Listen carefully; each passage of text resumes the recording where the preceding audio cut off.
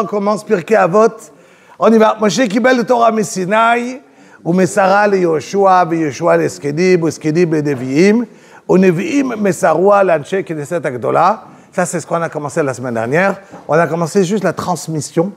Comment elle a commencé? Comme Moshe Rabbeinu, il a reçu la Torah, et il a transmise à Yoshua. Yoshua l'a transmise aux Skedim.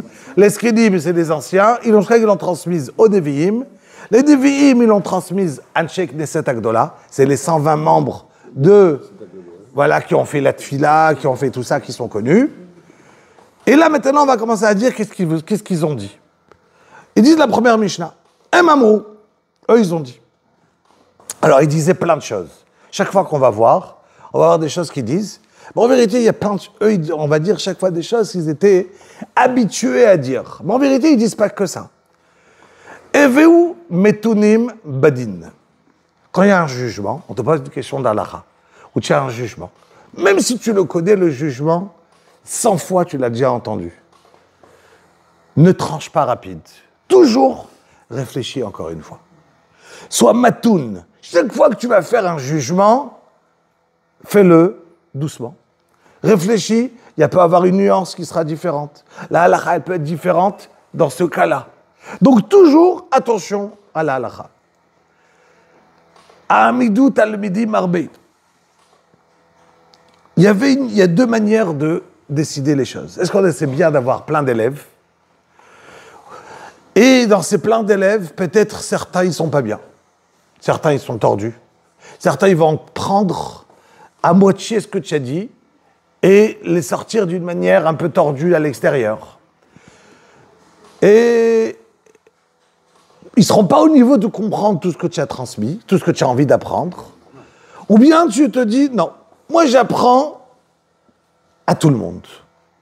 Chacun il prendra ce qu'il peut comprendre, à condition que la personne ne vienne pas écouter que des lécanter. Lécanter, c'est trouver, à son avis, le défaut, le côté, on va dire, fragile, sur quoi arriver et taper. Quand il y a un élève que tu sais qui est pareil, ne lui ressemble pas la Torah. Mais quand tu sais que tu as des élèves qui viennent pour apprendre, mais qui ne sont pas au niveau de ce que toi tu peux transmettre, c'est pas grave. Donc il y avait une machloquette avant. Eux, ils viennent, ils disent que, attention, et le maximum d'élèves dans ta jeunesse, dans ta vieillesse, tout le temps, transmet la Torah le maximum. Dernier point de cette Mishnah, Ve'asu seyag la Torah. Ça veut dire, mettez une barrière à la Torah. C'est quoi mettre une barrière? Mettre une barrière, on l'avait transmise une fois, avec l'exemple, vous allez vous en rappeler. C'est un très simple exemple, je l'avais mis. Regardez. Est-ce que c'est facile est-ce que je peux me mettre en haut d'un gratte-ciel? Je viens à un gratte-ciel qui n'a pas une barrière. Et je me mets, comme ça, je me mets juste devant. Et je regarde. C'est dangereux. Pourquoi Mais moi, je tombe pas. Très bien. Maintenant, imaginez, je le fais ici. Allez. Elle tombe pas. Pourquoi j'ai pas peur? Pourquoi j'ai pas peur? Mais regardez, je peux me mettre comme ça pendant des heures, je vais jamais tomber. Alors, je m'entraîne ici et je me mets à côté d'un gratte-ciel. Ça ira? Non. Pourquoi? Parce que la différence, c'est que si je tombe, c'est pas grave. Mais si je tombe d'un gratte-ciel, je meurs. D'accord? Donc, qu'est-ce qui se passe? Elle te dit la Mishnah, mets-toi en tête que de devoir faire une barrière à la Torah. La Torah, elle nous a donné des halachot. Il y a quelqu'un qui va se dire, pourquoi Chachamim, ils sont venus, nos sages, ils ont dit, ça assourd de la Torah. Ouais, mais moi, je veux que tu ne manges pas maintenant, pas le lait et la viande ensemble. 6 heures, tu vas te mettre de différence. Hey, ouais. La Torah, elle a dit, ne mange pas le lait et la viande ensemble. Pourquoi 6 heures ensemble? Pourquoi tu vas devenir 6 heures? D'où c'est venu? Elle te dit, la Mishnah, il y a des choses que Chachamim, ils t'ont dit qu'il faut mettre une barrière. Une barrière, ça veut dire quoi, une barrière? Que pour ne pas tomber dans ce que Chazal, dans ce que la Torah, elle t'a dit. Quand la Torah, elle t'a donné une halakha, Si tu tombes, tu meurs. Pardon, c'était 3 heures avant. Ça n'a jamais existé 3 heures. Non, c'est le côté ashkénaze alsacien qui ont donné 3 heures. Vous êtes d'Alsace, Strasbourg? Non. Alors les Yékés, Rabotaï. Voilà, les Yékés, ceux qui arrivent de l'Alsace, ils sont arrivés avec 3 heures. Mais dans la halakha, voilà. Mais dans la halakha, il n'y a jamais écrit 3 heures. D'accord. Mais maintenant, c'est juste un détail. C'était un exemple, Rabotaï. C'était un exemple. On va sortir de l'exemple. On sort de l'exemple. C'est un exemple. On a un ami Rabotaï, on sort de l'exemple. qui est décédé cette semaine. Il a été voir son appartement au 6e étage. D'accord. C'est un ami de 40 ans que je connais. Qui est tombé? Il a été voir dans Samir Pesset. J'ai vu. Ah, tu as vu cette information? Tu connaissais? C'est un Français? Un Tunisien israélien. Qui est tombé? Et pour y aller, et je ne sais pas s'il y avait une barrière. Je ne sais pas. Tu sais, tu rentres les Tov, Rabotaï, on reprend. Rabotaï. Donc, on reprend. Betty, on reprend. Donc,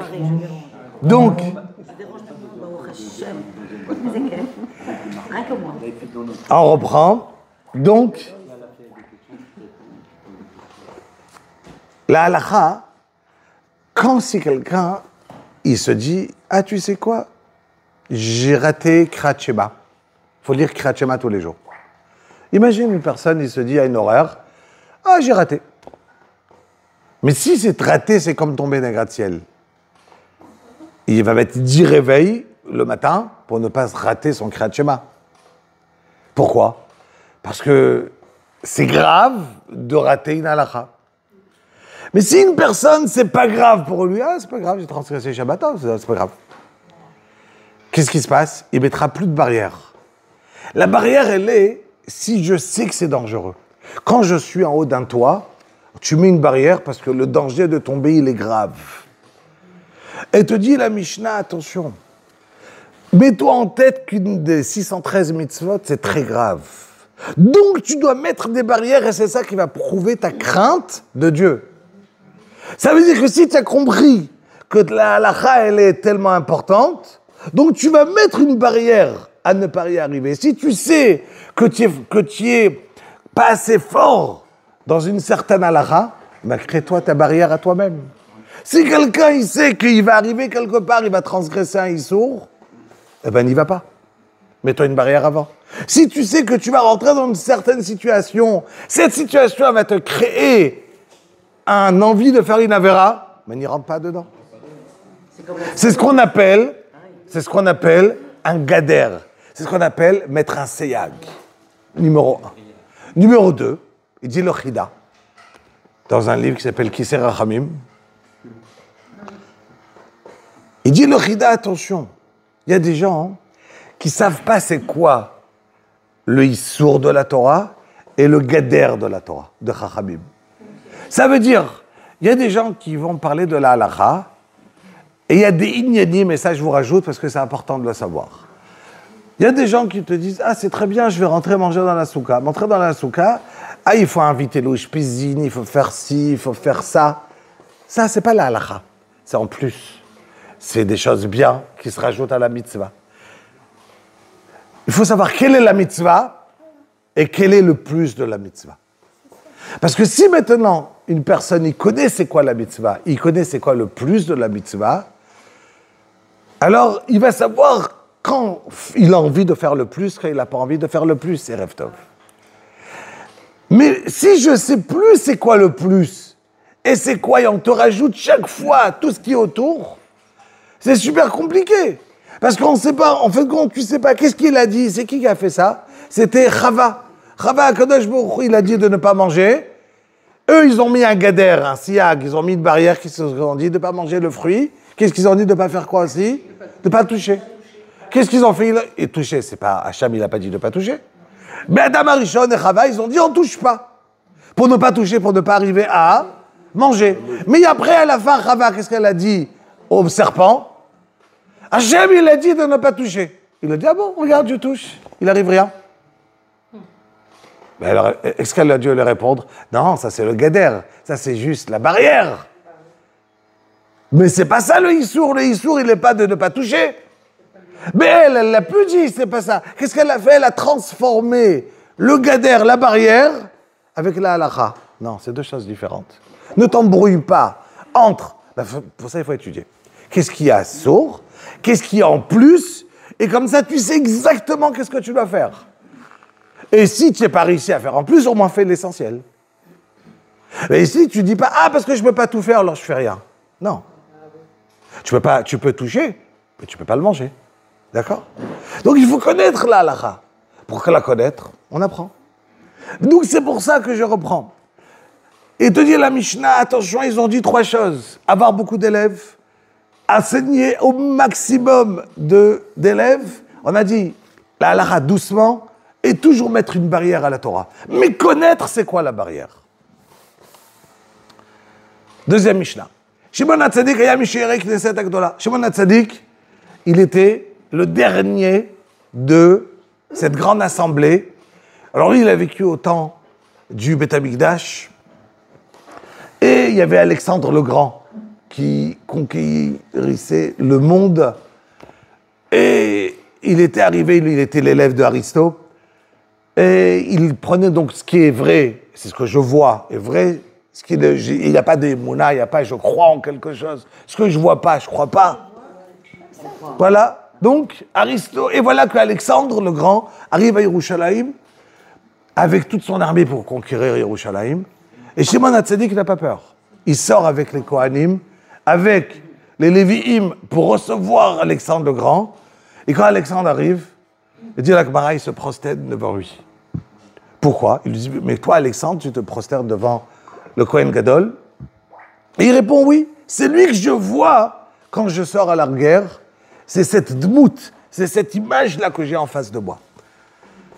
Et lui, il vient et dit une chose très importante. Oya Omer, Al Shlosha Dvarim, Haolam Omet. Le monde, il tient sur trois choses. Ça veut dire quoi, il tient? C'est les pieds du monde? Ou bien c'est la raison que le monde, il a été créé? Les deux. La raison qu'Hachem, il a créé le monde, c'est trois points. À la Torah.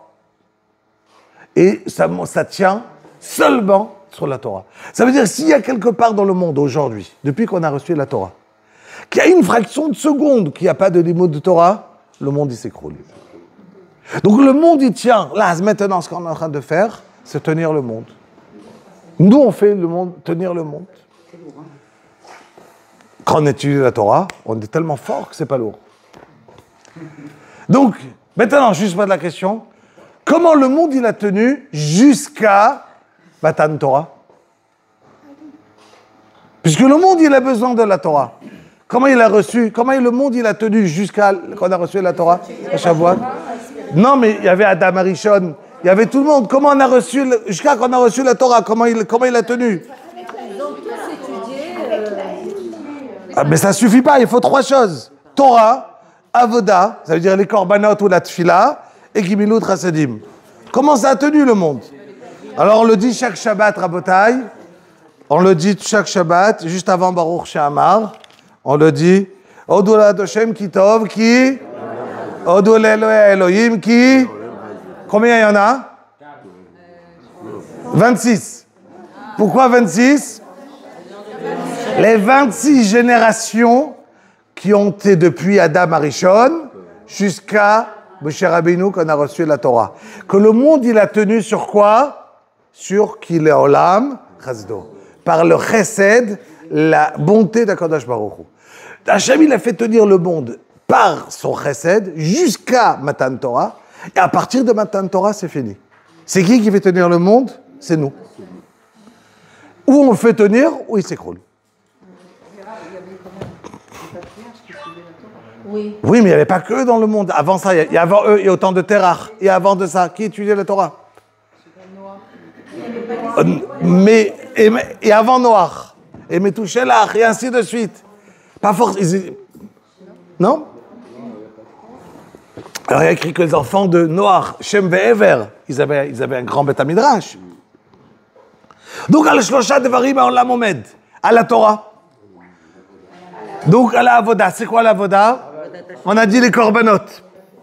Les korbanot, ça veut dire le Beth Amikdash, tous les korbanot qu'on a amené, korban ola, korban khatat, tous les korbanot, tous les sacrifices qu'on a amenés au Beth Amikdash. Le problème, c'est que le Beth Amikdash n'existe plus. Donc aujourd'hui, c'est les prières. Donc les prières font tenir le monde, Rabotai. Il dit David Ameler, j'ai écrit ici le passage que je voulais ramener. Hashem sfatai tiftach, ufi yagid ki latecha.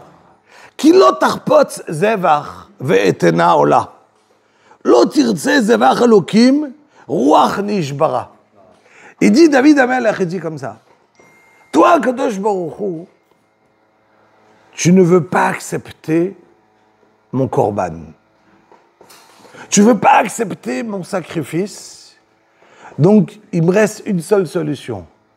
Hachem, sefatai, tiftach, ouvre-moi ma bouche, et que je puisse faire une tefila devant toi, et que, réellement, bien que tu ne veux pas accepter de ma part un sacrifice, mais tu vas prendre Ruach Nishbara. Mon cœur brisé devant toi, Kadosh Baruch Hu, accepte-le mieux qu'un korban. Donc ça veut dire qu'aujourd'hui, on a la force la plus grande, qui est la tefila. La tefila, elle est en face de nous, et on peut faire une tefila rabotai, et ça marche. C'est extraordinaire. Regardez rabotai, j'ai vu dernièrement, là, il y a quelques mois, une histoire. Il y avait deux frères qui étaient au kollel toute la journée. Le soir, pour avoir une parnassa, ils partaient, ils chantaient, ils faisaient la guitare, je crois, dans des mariages. Un jour, il y a quelqu'un qui leur demande, j'ai besoin, c'était au mois de Tishré. Tishré, il n'y a pas de mariage, il n'y a rien. Il leur dit, voilà, j'ai besoin de fixer pour Rejvan avec vous, de prendre avec vous, prendre pour un mariage, mais je veux une vidéo de comment vous le faites. Mais comment vous le faites en public? Je dis, mais on n'a pas de vidéo. Il dit, mais moi je paye bien, il me faut absolument une vidéo, j'ai envie de savoir comment vous êtes.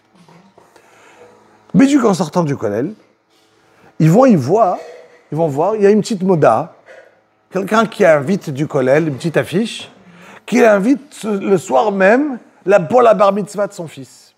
Il invite l'avrichim du kollel, dans une petite salle, tout simple. Il appelle son frère et lui dit, écoute, j'ai une solution. Il y a cet avrech-là, ce soir, il fait la bar mitzvah. On va l'appeler, on lui propose de venir chanter gratuitement, et on va nous filmer, et on pourra envoyer, là, on aura une bonne parnassa. Son frère lui dit, écoute, c'est le mois de Tishré et Loul, j'ai envie d'étudier la Torah, c'est pas mon truc, partir chanter sans parnassa. Je suis d'accord de faire une tova, mais c'est pas Hachem, il enverra une parnassa. Je dis, non, vas-y demander au Rosh Kollel, au Rav, demande, je crois que ça vaut la peine de partir. Il est parti, il demande, il dit oui, ça vaut la peine. Il appelle le papa de ce barreau, il lui dit, voilà, nous on chante, on aurait voulu venir ce soir, chanter, mais gratuitement. Est-ce que tu veux? Il y a un silence, un blanc. Et le papa, il répond, vous manquez de bois? C'est sérieux? Je dis oui, c'est sérieux, on va venir chanter. Le papa dit, écoutez, vous n'allez pas y croire, je vais vous raconter une histoire. Mon fils, c'est sa bar mitzvah, ses copains qui ont de l'argent, ils habitaient Tzfat. Ils ont de l'argent. Chacun, il a fait une bar mitzvah avec une petite ismorette, avec un... Et nous, on n'a pas les moyens. On s'est tué pour lui faire dans une petite salle en fonction de mon fils qu'il a besoin.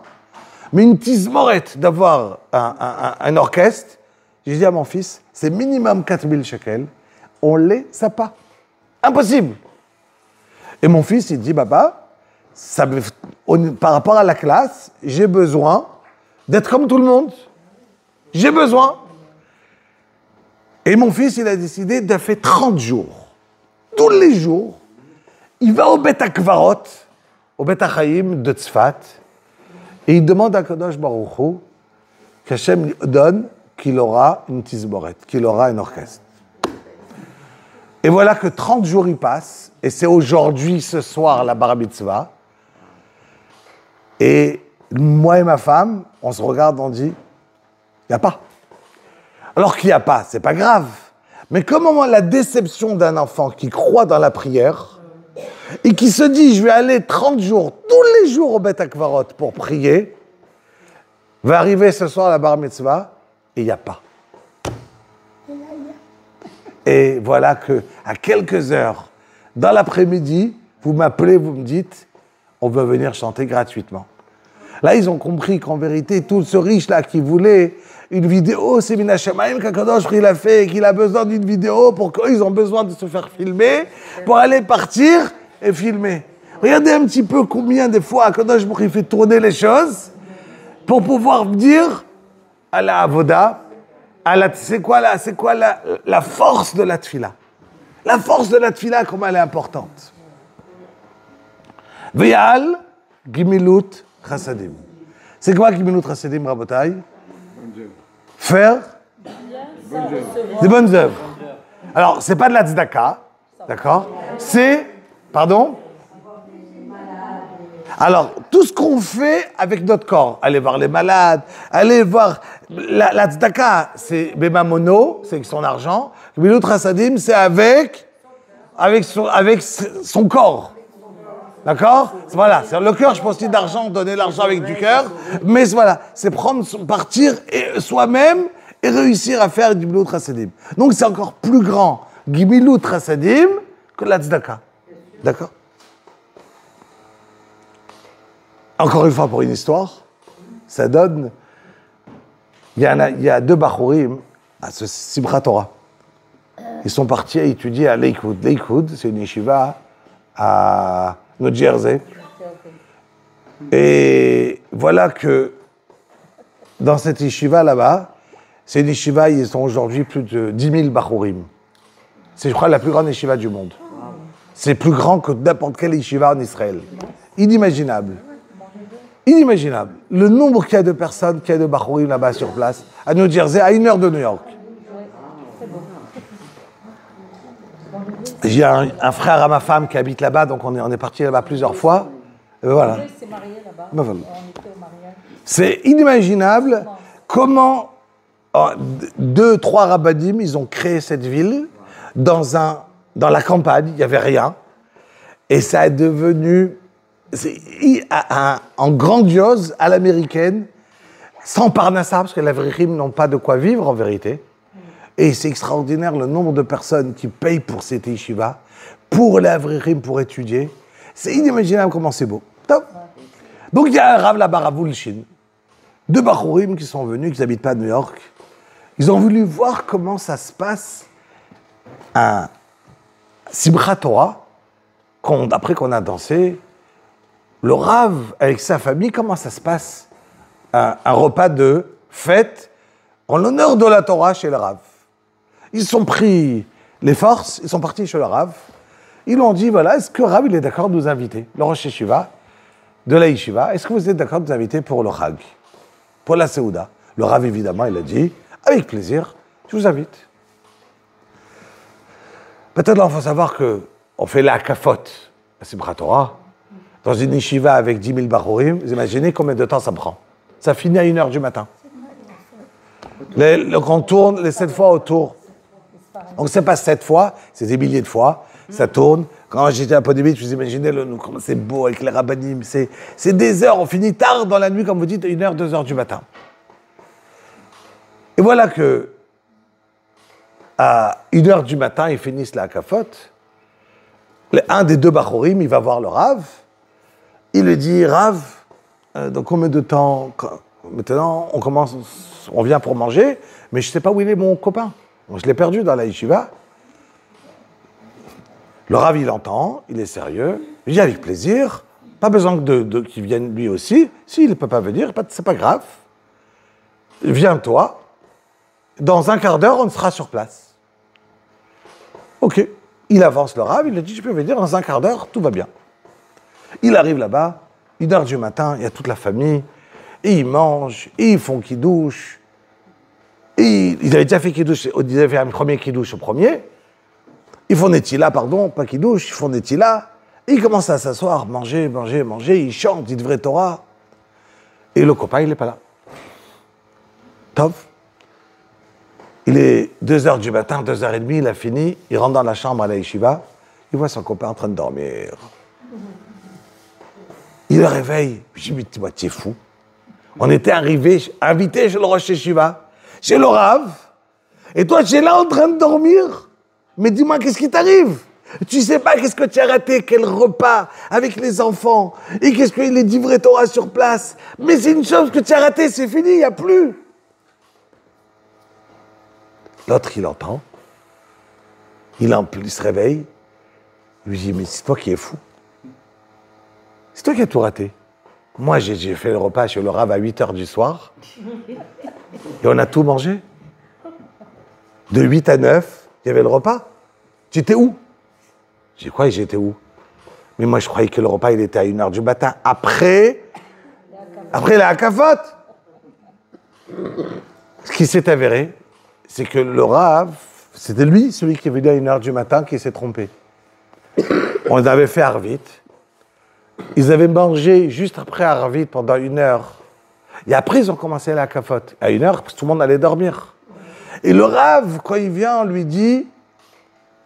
Il vient, il lui dit à 1h du matin, il a compris que lui, il n'avait pas mangé, qu'il croyait que c'était à 1h du matin. Il a couru chez lui à la maison, réveiller sa femme, réveiller ses enfants, ressortir une table, faire croire que le repas, il commence maintenant, pour ne pas lui faire honte et lui mettre à l'aise et qu'il ne lui a rien senti pendant tout le repas et tout va bien. Regardez un petit peu qu'est-ce que ça veut dire donner à quelqu'un du Gemilut Chasadim, à quel niveau? Je peux faire à quelqu'un du bien, je peux lui dire, yo, tu t'es juste trompé d'horaire, c'est tout va bien. Ça arrive. Tu t'es juste trompé d'horaire, tout va bien, tu es arrivé à la mauvaise heure, kol touv, litraot, à la prochaine, je t'inviterai une autre fois. Et tu manges, je te sers à servir tout seul. Assis-toi, je te sers des salades, à bosser de poisson et en voir. Un quart d'heure après, tu es parti. Mais recommencer la Séouda à 1h, avec tout le monde, pour mettre à l'aise quelqu'un, regardez, c'est quoi un appel à Gemilut Chasadim. Donc ça veut dire qu'on a invité Rabotai.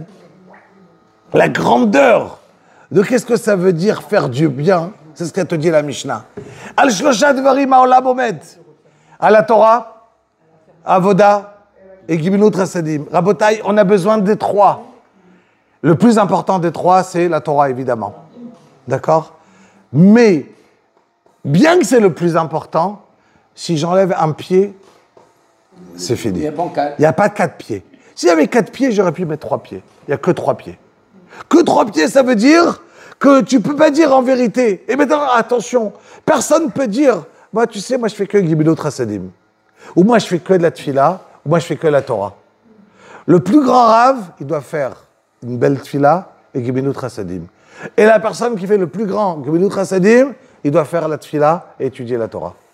Quelqu'un qui fait que Gemilut Chasadim sans la Torah, c'est pas du Gemilut Chasadim. C'est pas de la Avoda. Il faut absolument avoir les trois. On n'a pas dit qu'attention, Rabotai, choisissez un des trois. On ne choisit pas un des trois. On a besoin d'avoir des trois. On a besoin d'avoir la Torah, la Avoda et la Gemilut Chasadim. Et Derech Eretz, dans la Torah, ça ne marche pas là-dessus? Quelqu'un qui n'a pas de Derech Eretz, il ne peut pas étudier la Torah. Sa Torah, elle n'est pas, c'est plus une Torah. Quelqu'un qui n'a pas de Derech Eretz, on te dit, en premier, des bonnes midotes. Mais pour te travailler les midotes, c'est la Torah qui te fait travailler les midotes. Se travailler les midotes, c'est avec la Torah. On avance, Rabotai, Anten Gos, Ish Socho Kibel Mishimon HaTzadik. Il y avait un homme, et on va faire cette Mishnah, elle est extraordinaire, comprenez-la, et avec cette Mishnah, vous allez sortir, waouh. Anten Gos, Ish Socho. Il y avait un homme, un grand Talmid Chacham, que lui, il a appris de Shimon HaTzadik. Et lui, il disait une phrase très importante. Déjà, alors avant de la lire, je vais vous poser la question à vous-même, qu'est-ce que vous en pensez? Et de là, on va avancer. quelle est la raison qu'il faut servir à Kadosh Baruch Hu? Pour avoir une récompense ou pas pour avoir une récompense?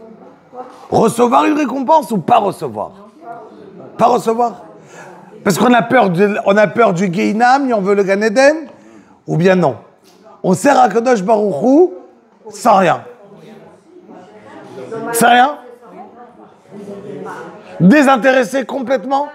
La raison. Moi, je m'en fiche. S'il n'y a pas de Gan Eden, c'est pas grave. S'il n'y a pas de Olam Haba, c'est pas grave. C'est pas grave. Moi, je fais la Torah pour la Torah. Si après je meurs et je suis comme une vache, c'est pas grave. Ou bien dis non. Ou bien je fais la Torah. Est-ce que je fais la Torah parce que j'ai peur la crainte d'Hachem? Oui, dans la crainte, oui. Ou bien non. Ou dans l'amour, la crainte, ou rien. Vous n'avez pas peur? Ouh là là, il faut avoir peur. Il faut. Oui, mais papa, il frappe. Oui, mais ça suffit de regarder le monde. Ça fait peur de regarder le monde. Regardez le monde comme ça. Mais le papa, des fois, il frappe. Et ça fait mal. Évidemment. Et ça fait mal. On a peur de recevoir ce coup. On essaye de ne pas le recevoir. Non, mais on a peur parce qu'on regarde le monde et le monde, il est plein de coups. Alors, comment ça marche? Alors, venez, et c'est cette Mishnah qu'on va faire ce soir. Elle est très embrouillante, très, très, très embrouillante. C'est pour ça que je vais essayer de vous embrouiller encore plus pour remettre à la fin le plus clair possible. Mais d'abord, il faut vous embrouiller un peu plus. D'accord? Mais il faut d'abord embrouiller. Voilà, mais d'abord, on va essayer de... Voilà. Pas trop, vous dites. Allez, on va essayer. Alors, Antignos Issocho, il disait comme ça. Al tiyu ka'avadim, ne ressemblez pas à ces esclaves qui servent leur maître, almenat, les kabel pras, qui servent leur maître dans un but de recevoir une récompense. Donc, en deux mots, Ella, et vous ka'avadim, amshamishim et arav, shela almenat et kabel pras. Servez Hachem, pas dans un but de recevoir une récompense, mais dans un but de ne pas recevoir, et ayez la crainte d'Hachem sur vous. Ok. Alors, premièrement, on va essayer de comprendre cette Mishnah. Alors, avant de la comprendre, d'aller plus loin, ce Rav-là, quand il a enseigné ça, il y avait deux élèves, un certain qui s'appelait Tzadok, il y a un certain qui s'appelait Baïtous. Et ces deux élèves, ils ont dit, waouh, si notre maître, le grand de la génération, il dit une phrase pareille, servez le bon Dieu, pas dans un but de recevoir le Gan Eden, le Olam Haba, c'est que lui, le plus grand, il sait qu'il n'y a plus rien après. En vérité, c'est rien. Bullshit, comme qu'on dit. Non, il n'y a plus rien. Et puisqu'il sait ça, il te dit, n'espère pas trop. Ben, c'est un grand sadique, en vérité, il a compris qu'il n'y a rien. Donc, qu'est-ce qu'ils ont fait, eux? Ils ont commencé à dire, on ne croit plus en la Torah. Fini. Ils ont eu plein d'élèves. Et il y a eu des guerres dans le peuple juif entre ces élèves et les autres. Parce que quoi? Tu ne crois plus en la Torah? Alors, ils sont venus, ils ont dit, non. On croit en la Torah, mais qu'en la Torah orale. Qu'en la Torah écrite, pardon. Mais toute la Torah orale, on n'y croit pas. Et c'est dessus, c'est sorti les Karaïm, les Tzdukim, on appelle, de Tzadok, et les Baïtoussim, les élèves de Tzadok, on les appelle les Tzdukim. C'est sorti dans le peuple juif, les libéraux, les réformistes, comment on les appelait, jusqu'à aujourd'hui, d'accord? Les personnes qui vont dire, je crois dans la Torah écrite, mais je ne crois pas dans la Torah orale. Or, au début, ils croyaient dans rien. D'accord? Mais quand ils croyaient dans rien, ça ne marchait pas. Parce que tout le monde disait, alors tiens, un coffre, tu n'y crois pas? Alors ils ont dit, non, on croit, mais pas dans ce que les sages, ils ont dit. Parce que après, moi, je crois à un certain niveau. Ce que les autres, les rabbins, ils ont dit, ça y est, j'y crois plus.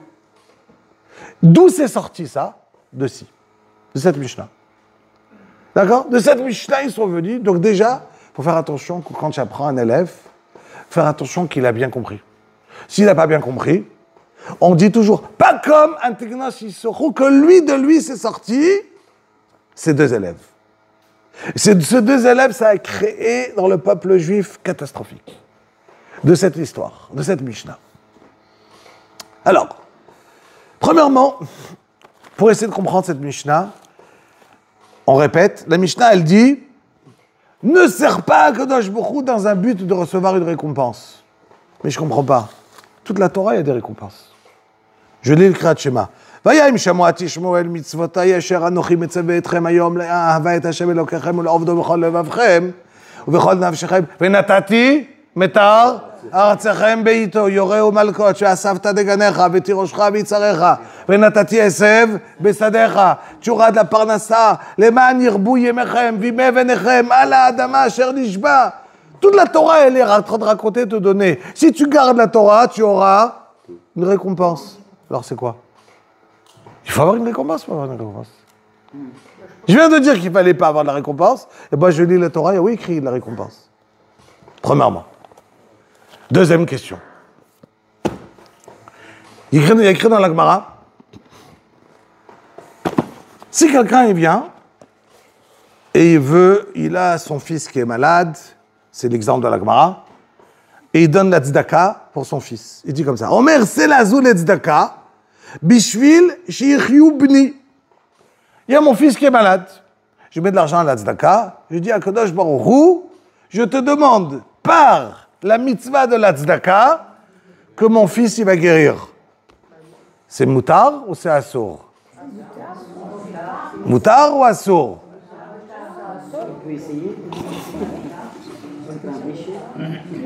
C'est embrouillant, hein? Je vous ai dit. Hein? Oui, mais tu fais une mitzvah et tu dis je veux ça. Intérêt. Est-ce que c'est moutar ou c'est assour? Et dit la Gemara, Areize, elle répond la Gemara, Areize tzadik gamour.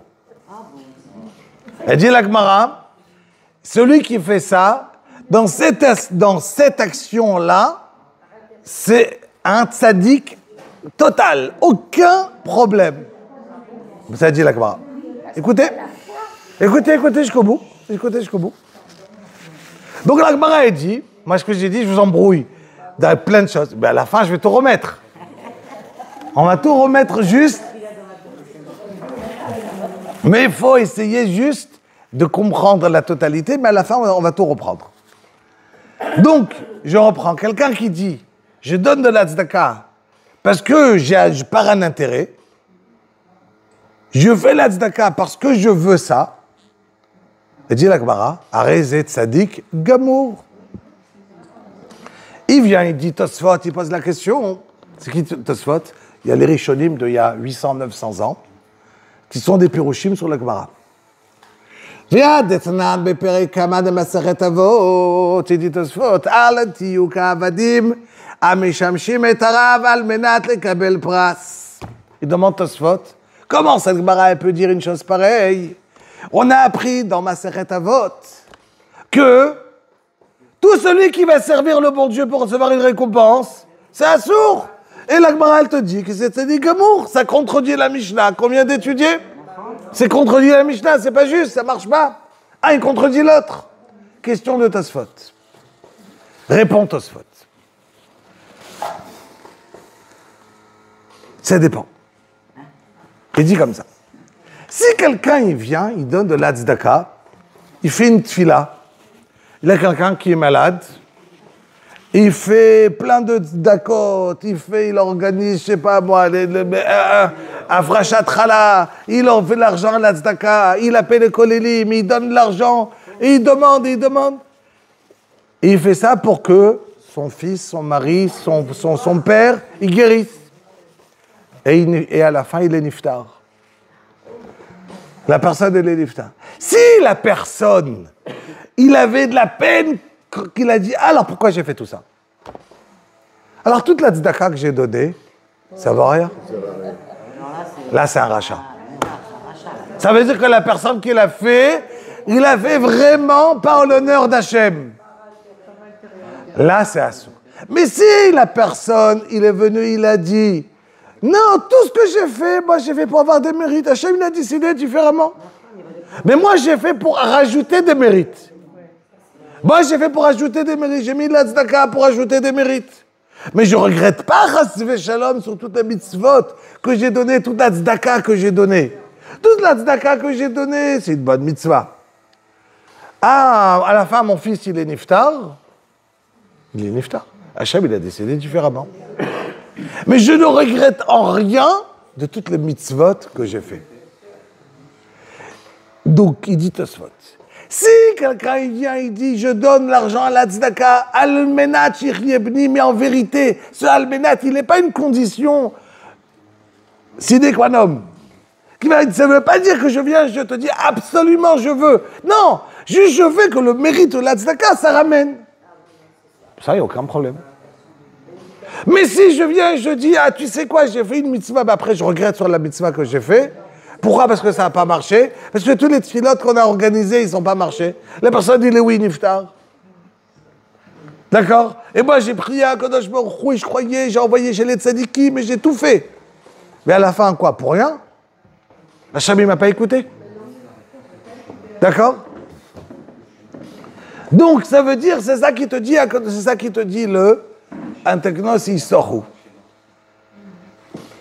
Al tiyu ka'avadim המשמשים את הרב על מנת לקבל פרס. Il faut savoir une chose. C'est très bien de servir à Kadosh Baruch Hu, il y a plusieurs niveaux. Il y a un niveau de servir à Kadosh Baruch Hu entièrement par amour. Entièrement par amour. Ça veut dire, j'ai aucun intérêt. Aucun intérêt d'une mitzvah. Ça veut dire, je vais vous dire une chose, l'histoire qui est tellement connue. Il y avait, vous savez que nous, on habitait dans les pays chauds, que ce soit le Maroc, que ce soit la Tunisie, que ce soit de partout. Les Sfaradim, ils n'avaient pas de problème d'avoir des trogim pendant les fêtes. Partez aujourd'hui dans un pays, en Pologne, partez en Lituanie, ça ne pousse pas les trogim. Alors, nous aujourd'hui, un etrog, à Sukkot, comment ils avaient le etrog? Alors nous aujourd'hui, c'est pas un problème, on a des avions, on envoie de partout, mais il y a 200 ans, de temps que tu ramenais un etrog du Maroc, ou de Tunisie, ou du Yémen, le etrog, il avait pourri. Pardon? Ils avaient un etrog pour un village entier, quand il en avait. Et quand ils n'en avaient pas, ils n'avaient pas d'étrog. Donc ça veut dire qu'ils habitaient dans des pays froids. Et voilà qu'une des fois, au temps du Gaon de Vilna, il y a 250, 280 ans, on ne trouve pas d'étrog. Toute la Keïla, il n'y a pas de étrog. Ça marche pas. Non. Donc, on est parti, on a fait du bruit dans tous les villages autour. Et il y avait un village, quelqu'un monsieur qui avait un étrog.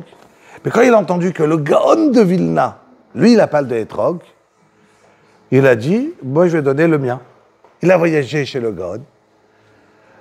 Et avant de rentrer chez le Gaon, il a dit, moi, je suis d'accord de le donner, mais je demande un prix très cher. Combien? Ils l'ont donné de l'argent. Il a dit, non, beaucoup plus. Il a dit quoi? Je veux recevoir le Olam Haba du Gaon sur cette mitzvah. C'est-à-dire que le mérite qu'il aura, lui, le Gaon, dans cette mitzvah, il est pour moi.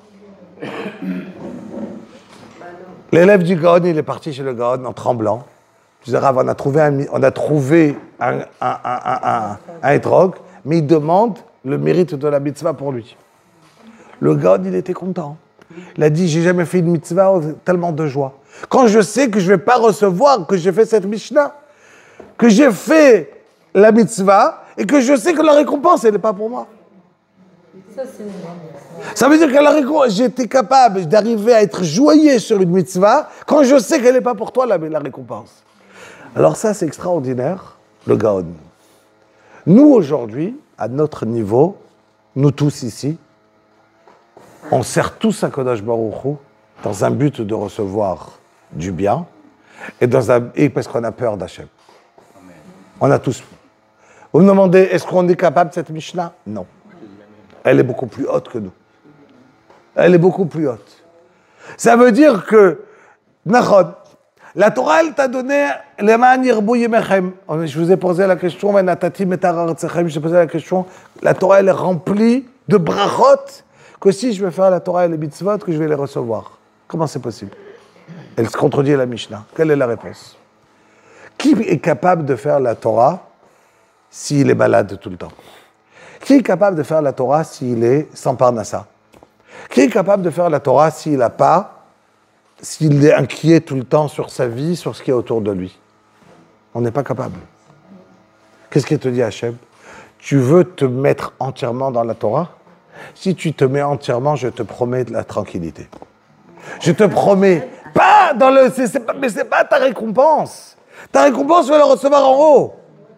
Mais je vais te promettre la possibilité de pouvoir accomplir la Torah. Mais pour pouvoir accomplir la Torah, il te faut de l'argent. Pour pouvoir accomplir la Torah, il te faut... Comment tu vas pouvoir étudier si tu n'es pas tranquille? Comment tu vas réussir si tu n'es pas marié, tu as tes enfants, la vie, elle est... Que tu puisses avoir une vie. Donc, puisque pouvoir avoir une vie, je te donne la bracha dans ce monde-là. Mais ce n'est pas la récompense sur la mitzvah.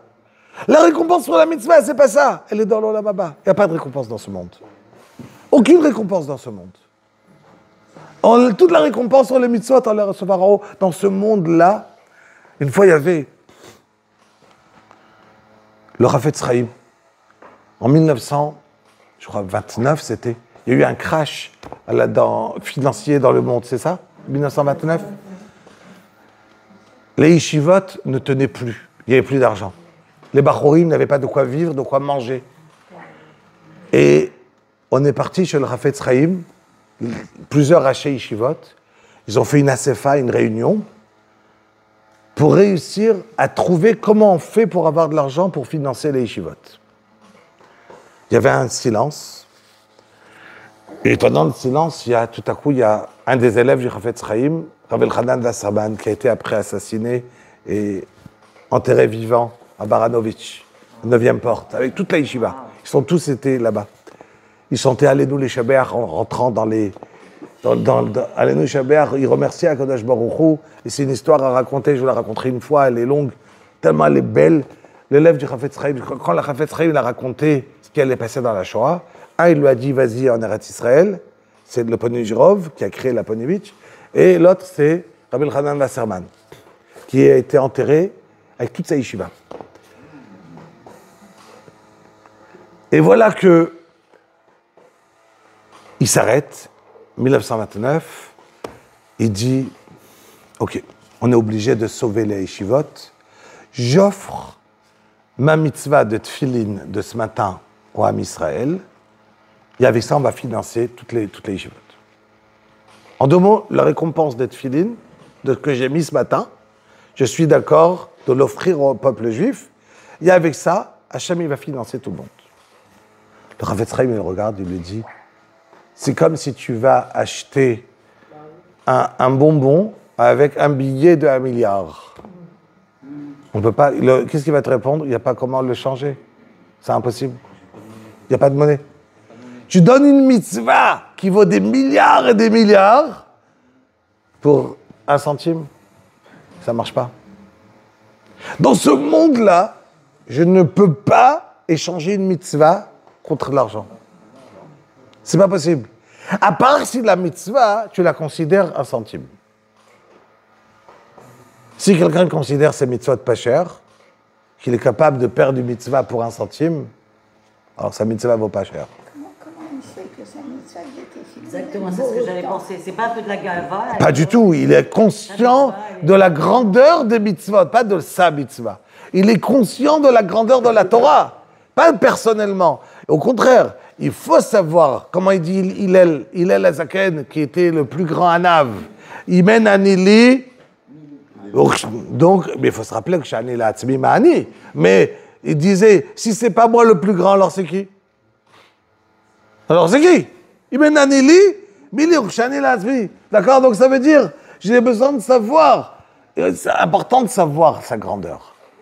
Moshe Rabbeinu, qui était le plus grand Anav, que la Torah elle a témoigné. On a parlé la semaine dernière quand il a vu les 2 enfants d'Aaron qui sont niftar, qu'est-ce qu'on a dit? Il est venu chez Aaron, qu'est-ce qu'il lui a dit? Hachem, il avait dit qu'il y a 2 grands qui doivent mourir. Je croyais que c'était ou moi ou toi. Ah, mais tu es modeste, non? Comment tu crois que tu es le plus grand? Ben oui, je sais que je suis le plus grand. Ça ne contredit pas la modestie. D'accord? Il faut se travailler pour la comprendre. Parce que la modestie, c'est qui Akadosh Baruch Hu, il a un ave? Oui. Ouais? Et Akadosh Baruch Hu, il a de la gava? Oui, il a de la gave. Bétar. Ben oui, de la gava. Hachem Geout Lavesh. C'est quoi Geout Lavesh? C'est quoi de la gava? Ah, Hachem, la gava, chez moi, elle est pas saoule. Chez Hachem, c'est normal. Mais c'est quoi la gava? Tu n'as pas compris la notion, le mot de modestie et de gava. D'accord? Mais Akadosh Baruch Hu, il a de la gava et Hachem, il a de la modestie. D'accord? C'est 2 midotes qui sont ensemble chez Akadosh Baruch Hu. Mais on sort du sujet. Pardon? Non. Toi, tu n'as pas le droit d'avoir de la gava, mais tu as le droit de savoir qui tu es. Tu dois savoir ta grandeur. Tout le monde doit savoir dans quoi je suis bon. Si quelqu'un ne sait pas, mais je suis bon dans ça, ça ne veut pas dire que je suis meilleur que toi. Quand je suis meilleur que toi, mais je suis très bon. Mais personne n'a besoin de te reconnaître, besoin de te reconnaître à toi-même. Non, pas du tout. Si une personne... Regardez. Tout le monde sait dans quoi... Mais ça, on sort du chiot. Mais je prends 30 secondes, juste pour vous répondre, parce que c'est trop faux. Pour réussir dans la vie, on est obligé de connaître sa valeur, sa grandeur, qu'est-ce qu'on est. Si quelqu'un il croit qu'il n'est pas bon, il réussira jamais. On est obligé. Si, imaginez maintenant, moi, merci beaucoup, m'avez tous dit la semaine dernière. Merci pour le shiur. Imaginez que je crois, avant de commencer mon shiur, que je ne sais pas donner le shiur. Je n'ai jamais donné le shiur. Je suis obligé de dire, non, je suis bon dans ce que je fais, mais je ne suis pas bon à être meilleur que toi. Ou j'ai de la chance, Akadosh Baruch Hu m'a donné une certaine intelligence qui m'a permis à faire ça. Hachem m'a donné la possibilité de pouvoir arriver à ça, c'est un cadeau d'Akadosh Baruch Hu. Donc je ne suis pas mieux que toi. Toi, en face d'Hachem, tu es peut-être plus grand que moi, même si moi, je suis plus grand que toi. En face d'Hachem, parce qu'Hachem, il ne mesure pas, Hachem, il ne mesure pas, lui, il a donné 100 €, l'autre, il a donné 1000. Peut-être celui qui a donné 100, il est beaucoup plus dur qu'il a donné 1000. Donc, aux yeux d'Hachem, celui qui a donné 100, il est le plus important. Donc, qu'est-ce que tu vas regarder? Comment je vais pas avoir un orgueil en me disant, ah, tu sais, je suis plus grand que l'autre. Mais tu sais d'où il vient, l'autre? D'où il a commencé? De quelle famille? Comment il vient? Alors, comment tu peux être orgueilleux? Mais je peux savoir que je suis bon. Pourquoi pas? Ça ne contredit pas. Et je peux avoir les deux. Je dois savoir qui je suis, comment je viens, comment j'ai, mais chas v'shalom d'être plus grand que toi. Je ne dois pas être plus grand que la personne qui est en face de moi. Je dois me ressentir tout petit vis-à-vis des autres et très grand vis-à-vis de moi-même, de pouvoir réussir à faire la Torah et la mitzvot. Ou sinon, je vais toujours dire, mais comment je vais réussir? Impossible. Donc, ça c'est numéro 1. Numéro 2, c'est le bitachon atzmi. Comment moi je vais avoir un bitachon atzmi? C'est quoi une assurance? Comment je vais avoir? En fonction de ce que je vais avoir d'Akadosh Baruch Hu. Comment je vais être? Donc je reprends Rabotai. Moshe Rabbeinu, il avait tout ça. Moshe Rabbeinu, c'était d'après c'est-à-dire, ce que Hachem il a dit, donc le Hébet, c'était l'homme le plus modeste au monde. Et forcément, si tu demandais à Moshe Rabbeinu, c'est qui l'homme le plus modeste du monde, qu'est-ce qu'il va te dire? Bah, c'est moi. C'est celui qui l'a écrit dans la Torah. C'est celui qui l'a écrit dans la Torah, donc il va te dire, donc c'est qui l'homme le plus modeste? Il dit, ben c'est moi. Pas du tout. Pas du tout. Parce qu'il connaît sa grandeur d'être... Parce qu'il connaît sa grandeur d'être humble. Mais c'est ça que ça veut dire, Rabotai. Il faut aller plus loin. Il faut aller plus loin. Il faut aller plus loin, parce que si Moshe Rabbeinu il va te dire, je suis pas humble, alors c'est un menteur. Mais oui, parce que la Torah et l'Hachem, il lui a dit, écrit dans la Torah, que Moshe Rabbeinu c'est l'homme le plus humble du monde. Et qui l'a écrit? Moshe. Donc, il sait ce qu'il a écrit. Sous-jacent de ça, Qui lui a dicté c'est une ça? orgueil personnel. Pas du tout. Pas du tout. Parce- Donc ça veut dire, puisque Hachem il a dit, ça prouve que c'est que Hachem, qui connaît le monde entier, et il connaît en ma valeur que je suis humble. Donc c'est vrai. C'est Hachem qui connaît la valeur de Moïse, pas Moïse qui connaît sa valeur. C'est Hachem- Pardon? C'est Hachem qui a dit à Moïse qu'il était comme ça, comme ça. Donc ça veut dire que si maintenant je demande à Moshe Rabbeinu, Il a marqué. qu'est-ce qu'il est, qui est l'homme le plus humble du monde, qu'il va te répondre? Eh ben moi. Il va te répondre moi. Oui, puisque Il lui a demandé d'écrire. Hachem, il a dit, c'est Hachem qui lui a ordonné d'écrire ça. Écrire ça, il a écrit. Maintenant, je vais mettre, c'est le plus grand un. D'accord? Et c'est pas un menteur. Donc, et si tu lui demandes, c'est qui? Mais c'est Hachem, mais si on te demande c'est qui est le plus humble du monde, qu'est-ce que tu vas répondre? C'est pas moi? C'est sûr que c'est moi. Hachem, il a témoigné que c'est moi. Parce que tu n'as pas compris c'est quoi humble. Parce que tu n'as pas compris c'est quoi humble. Parce que tu n'as pas compris c'est quoi humble. Il faut comprendre la définition de la Hanava pour comprendre ce que ça veut dire humble. Et je vais reprendre, mais ce que je dois finir, on a fini le shiur. Donc c'est humble, ce n'est pas ne pas connaître ma grandeur. C'est avec ça je finis. Donc je reprends. Quelqu'un qui connaît sa grandeur. Si maintenant je vais vous raconter une histoire, avec ça je finis le shiur, Rabotai. Il y avait un très grand Rav qui s'appelait Rav Akiva Eger. Il était l'homme, c'était un gaon, un génie, Rav Akiva Eger. C'était un génie de génie. Son gendre, c'est le Khatam Sofer que Bezrat Hashem, on y espère y être dans quelques jours. Rav Akiva Eger, il est connu comme un génie de génie au niveau de la Torah. Il a marqué le peuple juif d'une manière, dans la Gemara, c'est écrit toujours à côté, dans tous les côtés. Là, c'est Rabbi Akiva Eger qui écrit des questions. Et c'est des bombes une après l'autre. Inimaginable à comprendre combien il est grand, ce personnage. Un jour, il est arrivé, entre lui et un très grand Rav, celui qui a écrit un autre livre, Rabbi Yaakov Melissa, le Tivot HaMishpat. Ils sont arrivés ensemble dans une ayara, dans un endroit. Et chez Ashkenazim, la troisième aliyah, la troisième montée, c'est la plus importante. D'accord? Pas la sixième. C'est la troisième, la plus importante. Et on a appelé Yahamod Arav, Akiva, Eger, le troisième. Pour lui, il a senti qu'il y avait un autre Rav qu'il fallait honorer. Il s'est évanoui. Évanoui par le fait qu'on a pensé l'appeler à lui et pas à l'autre. Évanoui, c'est pas un jeu. On ne peut pas s'évanouir en jeu. D'accord? Rabbi Akiva Eger, il s'est évanoui par le fait qu'il a pensé qu'on n'aurait pas lui appelé à lui. Des histoires, je peux vous en raconter maintenant 10 sur lui, mais j'ai pas le temps. Une après l'autre de sa Hanava. Mais juste arrivé à la deuxième histoire. Quand le chasse, ça s'appelle le chasse Vilna. Chasse Vilna, c'est à Vilna. Avant, c'était le chasse, il était écrit à la main. Il y a 250 ans, ils ont commencé à sortir le tfous. Le tfous, ça veut dire l'imprimerie. Donc, ils ont commencé à faire le chasse qu'on a comme nous, on le connaît. Ici, Rashi, Tosfot, et le mettre en page.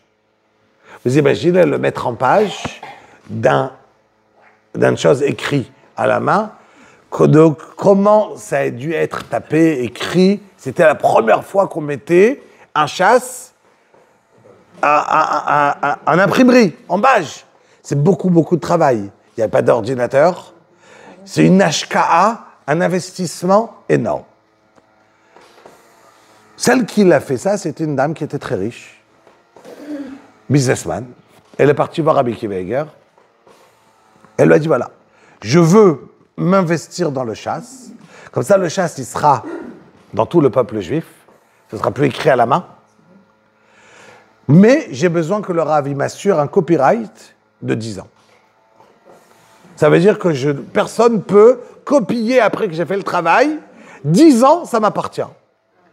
Ou sinon, ça ne vaut pas la peine de m'investir. Si au bout d'1 an, quelqu'un il vient, il reprend le chaste, il imprime, je ne vais pas m'en sortir dans les frais. C'est droit d'auteur. 10 ans, je vais garder les droits d'auteur. Rabbi Akiva Eiger, il a tranché, elle a raison, on garde 10 ans, ça lui appartient.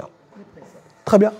Au bout de 6 ans, ça avait tellement bien marché. Le chaste, il était envoyé dans le monde entier. Le monde entier avait le chaste. Elle est non seulement rentrée dans des frais, mais elle a gagné plein d'argent. Cette dame-là, elle a gagné plein d'argent.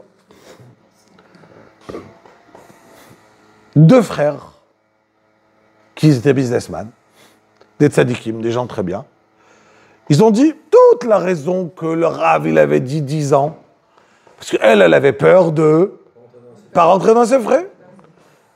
Au bout de 6 ans, elle est rentrée dans ses frais, on peut investir, on peut recopier le chasse et faire nous le business. Ils l'ont fait. Cette femme-là les a attaqués au Beddin chez Rabbi Akiva Eiger. Rabbi Akiva Eiger, il a tranché que c'était cette dame-là qui avait raison et eux, ils ne devaient pas le faire une chose pareille. Ils ont perdu au Din Torah. En sortant, ils ont dit comme ça, va savoir combien d'argent elle a dû donner au Rav pour qu'il va trancher. Va savoir. D'accord? 2 personnes qui ont dit cette phrase. Va savoir combien d'argent elle a dû donner. Le Rav, il a entendu ça. Il a dit, le kavod de la Torah, c'est moi. S'il faut honorer la Torah dans le monde, qui représente la Torah? C'est moi. Le plus grand de la génération, c'est moi. Je vous parle du Rav qui est le plus modeste. Il a dit, si maintenant, on va, chaque fois qu'on va décider une halakha, il y aura quelqu'un qui va oser dire, peut-être il y a eu du shohad, peut-être il y a eu du pot de vin derrière, la Torah, elle ne pourra jamais être transmise. C'est fini. Le din Torah, il ne va plus marcher. Chaque fois qu'un Rav, il va dire quelque chose, on va dire, oh, il a reçu de l'argent. Ah oui. Ah là, je comprends. Il a dit, donc je ne suis pas mochel. La même semaine, il y a eu une histoire à Vilna. Ils ont été envoyés par une histoire quelconque en Sibérie pour 18 ans de travail forcé. Pendant les 18 ans, ces 2 tzadikim, ils ont fait tchouva. Et ils disaient, ça vaut la peine de souffrir, pour la phrase qu'on a dit, pour se faire pardonner dans ce monde, parce que ça vaut la peine. On a touché, notre histoire sera racontée en disant, attention à ne jamais parler contre les rabbanim. Les chichatam, ils sont des chichat, akrav. Attention. Toute cette histoire pour vous raconter combien, d'un côté, il est anav, mais dès que tu touches au kavod de la Torah, que lui il représente la Torah, il n'est pas mochel. Tu le présentes à lui, personnellement, il s'en fichait de tout. Mais que dès que tu vas toucher le kavod de la Torah, et moi je représente le kavod de la Torah, donc je ne suis pas mochel. C'est fini. Rabotai, la définition de quelqu'un qui est humble, c'est quelqu'un qui va savoir respecter l'autre, même avec sa grandeur. Et jamais dire, parce que je suis grand, alors je vais être plus grand et je vais te rabaisser l'autre. Je vais toujours trouver pourquoi l'autre il mérite plus que moi. Mais évidemment, si moi je connais le chasse, je vais dire, mais je connais le chasse, mais j'étudie, mais je fais ça, mais j'ai pas de mérite plus que toi, mais je connais, c'est un fait que je connais. Si je vais chez un médecin, je vais dire, est-ce que tu es médecin? Ah non, vraiment, je connais pas trop. Khmar, apprends, tu as appris, dis que tu es médecin. Donc tu dois connaître, c'est pas orgueilleux de dire, si je veux partir chez quelqu'un, est-ce que tu connais, tu es un avocat, tu connais la loi? Ah non, je connais pas, je suis un ave. Qu'est-ce que tu dois pas être un ave? Ah, tu vas pas dire je suis meilleur que l'autre. Non, mais ce que je connais, je connais. C'est ce qui est Moshe Rabbeinu. Moshe Rabbeinu, parmi tout ce qu'il était aussi humble. Et donc si on lui posait la question, est-ce que tu es humble? Je dis, bêtard, c'est moi. Car je connais ma grandeur d'être humble. Et de ne pas ressentir que je suis mieux que l'autre. Et j'ai toujours pensé que Aaron à Cohen, mon frère, il est plus grand que moi. D'accord? Parce qu'il était humble. Rabbi Chaim Kasher אומר, צעק קדוש ברוך הוא זכות ישראל לפיכך ריבה להם תורה ומצוות שנאמר, אדוני חפץ למען צדקו יגדיל לתורה ויאדיר.